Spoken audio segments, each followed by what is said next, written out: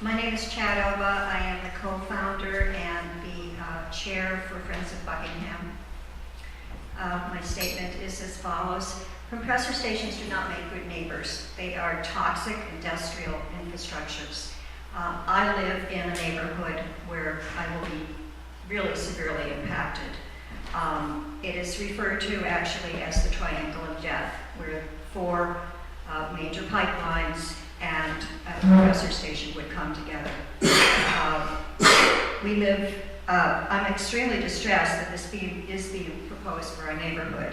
And I've been really experiencing, as many others have, anticipatory stress for the last 2.5 years since learning about this. So it is having an effect right now.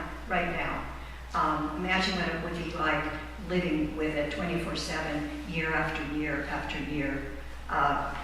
So from a health perspective, this would be extremely impactful on our children, who are especially vulnerable, and the elderly, and really everyone in the neighborhood, those who already are sick and experiencing a lot of difficulties with breathing. I personally know people who have a lot of problems, respiratory problems. I mean, time after time, people are telling me these things. So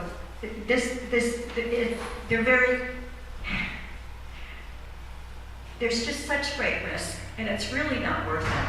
It's not only people, farm animals, crops, wildlife, even our very homes are impacted by the toxins that come off of these things. People are losing their siding in places where, they exist. So the best and the safest outcome for us is if this SUP is turned down and is not approved and it isn't located here or anywhere. We don't need more compressor stations.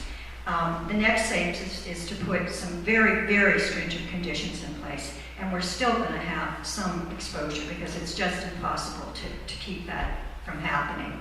And the worst scenario is if there's nothing in place, and then there's absolutely no safety for anyone. So we strongly hope that our representatives will turn this down. Thank you. Good evening, I'm Chad Oba, Slate River District. I'm here, as I have been many times before, to ask you to reject the proposed exemption for the compressor station in our A1 agricultural district. It will have numerous impacts to ours and to many others' property in this A1 zone. We have seen that this is already happening. People do not want to live near or buy property near compressor stations. Emma Toms of Dominion Resources told you earlier that they paid market value for the easements that have already been sold off based on location. There has been a wide variance in what has been paid, and I stated some of that to you in earlier meetings. Yet they bought the 68 acres from Variety Shade LSC for over $37,000 per acre for the proposed site. So while somebody made off pretty good with this deal, it left the property owners near the proposed site with greatly devalued land because of the proximity to this site. They likely will not be able to sell, even if they wanted to sell. Many people have invested their life here and are generational. They do not want to leave, and yet they may be forced to. These are life investments. People don't have anything else that they can put forward to recreate a new life.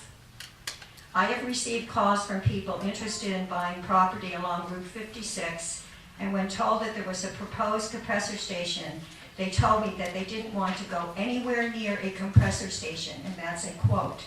I have also heard from people who have bought land and who are now regretting that decision.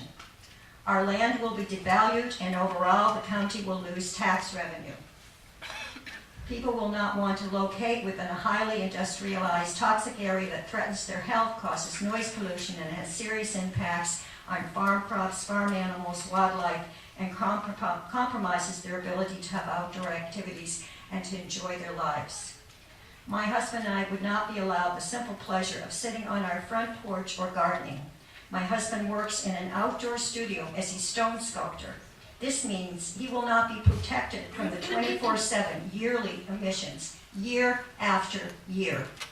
We have provided health reports from experts that document serious conditions from on-schedule burnouts that they don't talk about, that affect people, farm animals, wildlife, and crops.